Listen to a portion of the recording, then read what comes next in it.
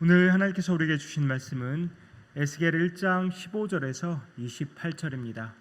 에스겔서 1장 15절에서 28절 찾으셔서 함께 교독하겠습니다. 제가 먼저 15절 봉독합니다.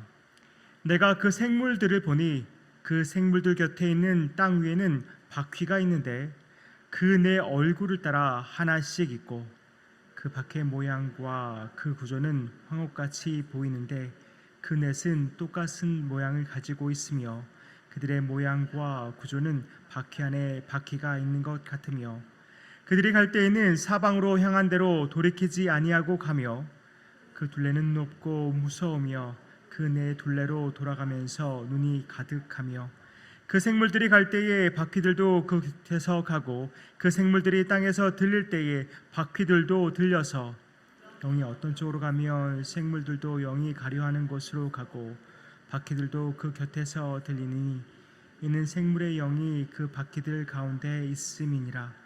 그들이 가면 이들도 가고 그들이 서면 이들도 서고 그들이 땅에서 들릴 때에는 이들도 그 곁에서 들리니 이는 생물의 영이 그 바퀴들 가운데 있음이더라. 그 생물의 머리 위에는 수정 같은 공창의 형상이 있어 보기에 두려운데 그들의 머리 위에 펼쳐져 있고 그 공창 밑에 생물들의 날개가 서로 향하여 펴 있는데 이 생물은 두 날개로 몸을 가렸고 저 생물도 두 날개로 몸을 가렸더라. 생물들이 갈 때에 내가 그 날개 소리를 들으니 많은 물소리와도 같으며 전능자의 음성과도 같으며 떠드는 소리 곧 군대의 소리와도 같더니 그 생물이 설 때에 그 날개를 내렸더라. 그 머리 위에 있는 공창 위에서부터 음성이 나더라. 그 생물이 설 때에 그 날개를 내렸더라. 그 머리 위에 있는 공창 위에 보좌의 형상이 있는데 그 모양이 남보석 같고 그 보좌의 형상 위에 한 형상이 있어 사람의 모양 같더라. 내가 보니 그 허리 위의 모양은 단쇠 같아서 그 속과 주위가 불 같고 내가 보니 그 허리 아래의 모양도 불 같아서 사방으로 광채가 나며 그 사방 광채의 모양은 비오는 날 구름에 있는 무지개 같으니 이는 여호와의 영광의 형상의 모양이라. 내가 보고 엎드려 말씀하시는 이의 음성을 들으니라. 아멘. 어제 에스겔서를 시작하면서 이미 이주환 목사님께서 언급해 주셨는데요. 에스겔의 이 환상을 본 지역은 이스라엘 땅이 아닙니다. 포로로 끌려온 바벨론 땅입니다. 에스겔은 제사장 가문의 출신입니다. 그러니까 시간이 지나면 자연스럽게 제사장이 될 사람입니다. 제사장이 되려면 20살 때부터 견습을 시작한다고 합니다. 그러면 에스겔은 포로로 끌려오기 5년 전부터 견습을 시작한 것입니다. 아마 견습을 시작하면서 이제 곧 나는 제사장으로서의 역할을 감당하게 될 것이라는 아마 큰 꿈을 꾸면서 견습 생활을 하지 않았을까 싶습니다. 그런데 25세가 되던 해에 어떤 일이 일어납니까? 제사장 역할을 감당할 수 없는 바벨론 땅으로 포로로 끌려갑니다. 에스겔에게는 어쩌보면 전혀 미래가 보이지 않는 상황이 그에게 찾아온 것입니다. 그나마 포로로 잡혀가자마자 하나님께서 환상 중에 임하셨다면 조금 이야기가 달라졌을 것 같긴 한데 바벨론 온 지 5년이 지나서야 하나님이 지금 찾아오신 것입니다. 결코 짧지 않은 5년이라는 시간 동안 에스겔은 무슨 생각을 했을까요? 아마 에스겔의 자존감은 완전히 무너졌을 것이고 절망과 낙심의 마음이 가득 찼을 것입니다. 그런데 바벨론의 포로로 잡혀온 지 5년 만에 30세가 되는 그 해에 하나님께서 환상 중에 에스겔에게 임하십니다. 그런데 에스겔을 제사장으로 부르신 것이 아니라 선지자로 부르셨습니다. 제사장과는 전혀 다른 역할을 하는 선지자로 부르신 것이죠. 아마 그래서 에스겔은 흠칫 놀라지 않았을까 싶습니다. 당황했을 것 같습니다. 백성들에게 하나님의 말씀을 대신해서 전한다는 게 쉽지 않은 일이기 때문이죠. 가뜩이나 지금 이스라엘 상황이 무엇입니까? 바벨론의 포로로 잡혀온 상황입니다. 지금 하나님께 벌을 받아서 포로로 잡혀온 이 상황에 어느 누가 선지자의 말을 귀 기울여 들으려 할까요? 아마 정말 쉽지 않은 상황입니다.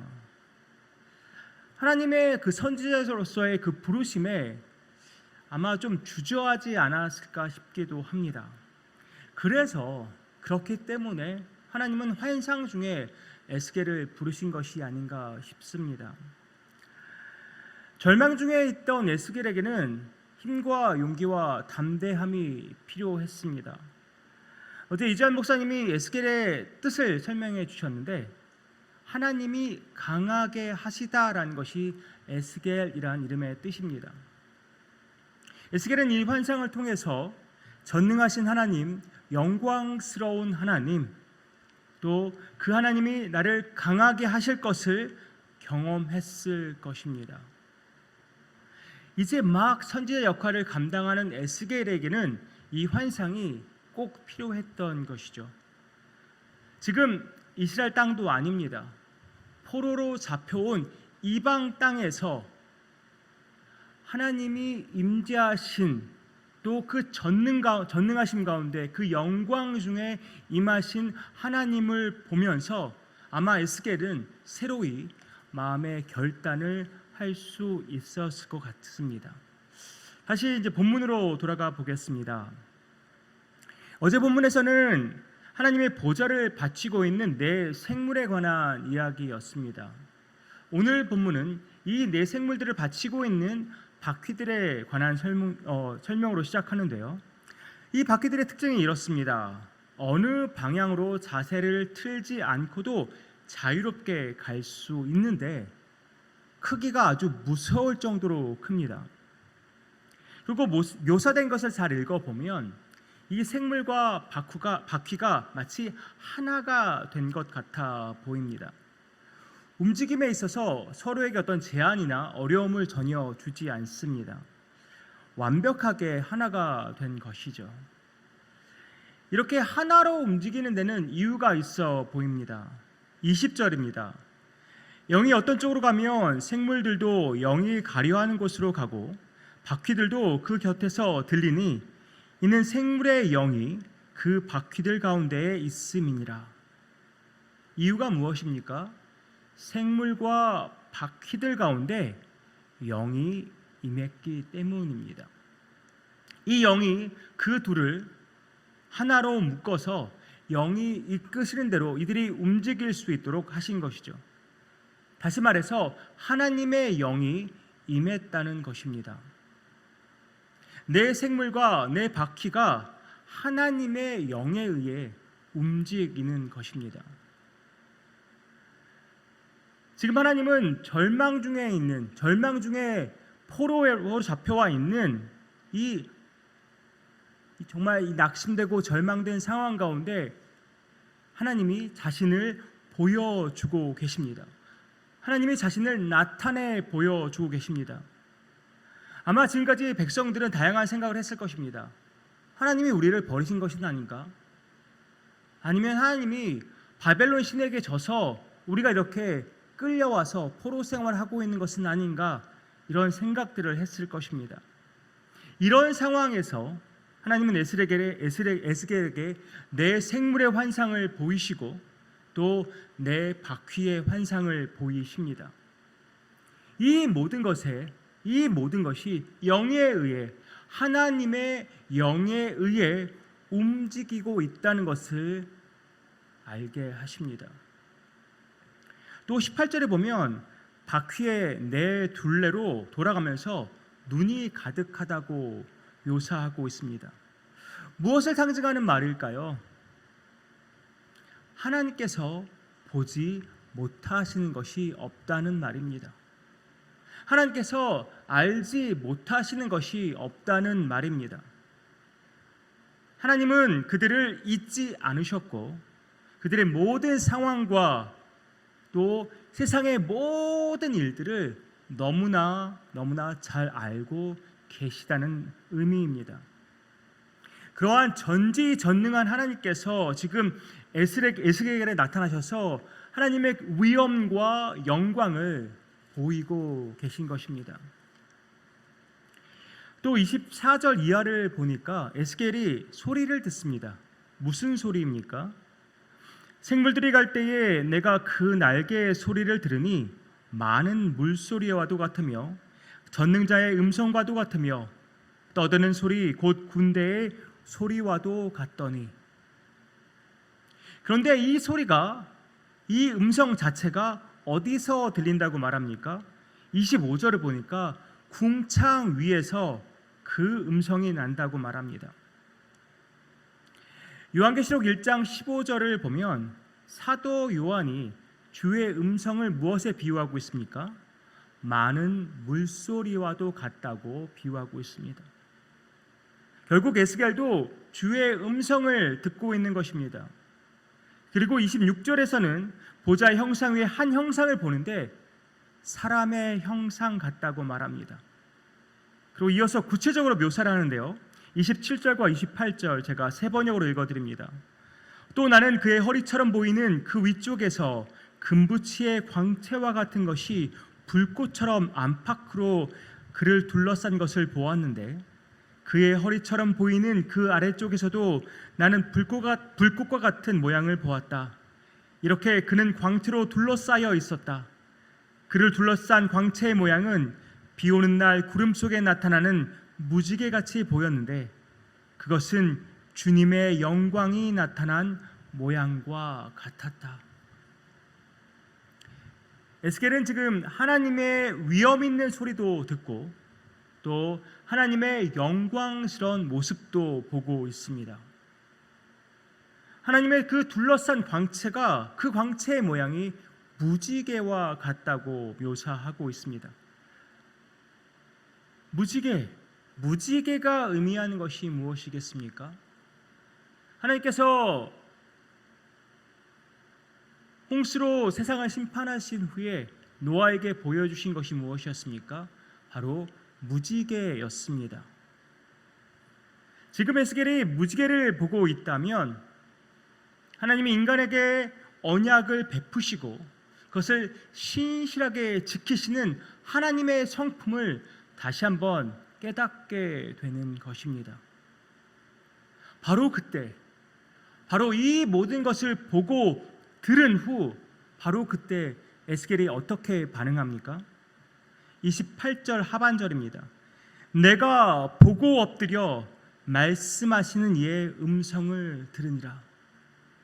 내가 보고 엎드려 말씀하시는 이의 음성을 들으니라.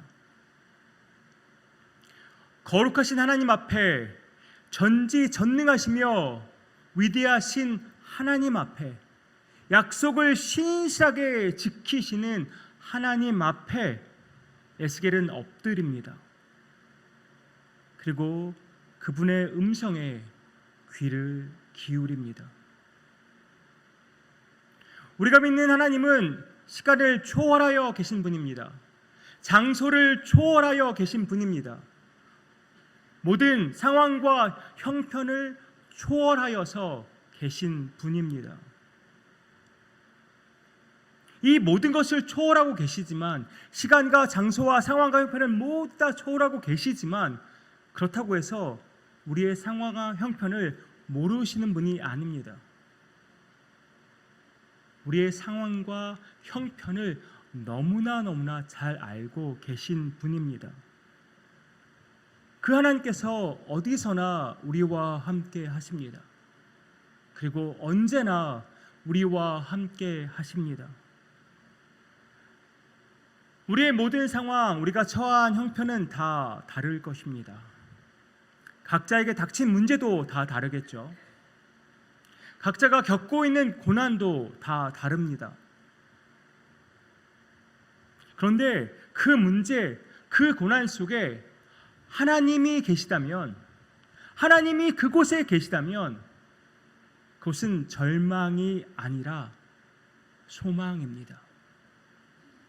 절망이 아니라 소망입니다. 그럼 이 소망을 바라보면서 우리가 해야 할 일이 무엇이겠습니까? 에스겔처럼 주님 앞에 엎드리는 것입니다. 에스겔처럼 주의 음성에 귀를 기울이는 것입니다. 앞으로 우리가 에스겔서를 묵상하면서 하나님께서 에스겔에게 들려주신 하나님의 음성을 우리도 듣게 될 것입니다. 그 음성 속에서 우리 각자에게 말씀하시는 하나님의 음성을 듣는 은혜가 있기를 소망합니다. 저는 소망하고 믿습니다. 그 하나님의 음성이 우리를 살릴 것입니다. 우리 가정을 살릴 것이고 우리 교회를 살릴 것입니다. 에스겔처럼 주님 앞에 엎드려서 하나님의 음성 듣기에 힘쓰는 유장의 모든 권속들 되기를 주님의 이름으로 축복합니다. 기도하겠습니다. 아버지 하나님, 환상 중에 임하신 여호와 하나님을 바라봅니다. 전지전능하신 능력의 하나님을 바라봅니다. 모든 시간과 장소와 상황과 형편을 초월하여서 우리 가운데 늘 임재하시는 주 하나님을 바라봅니다.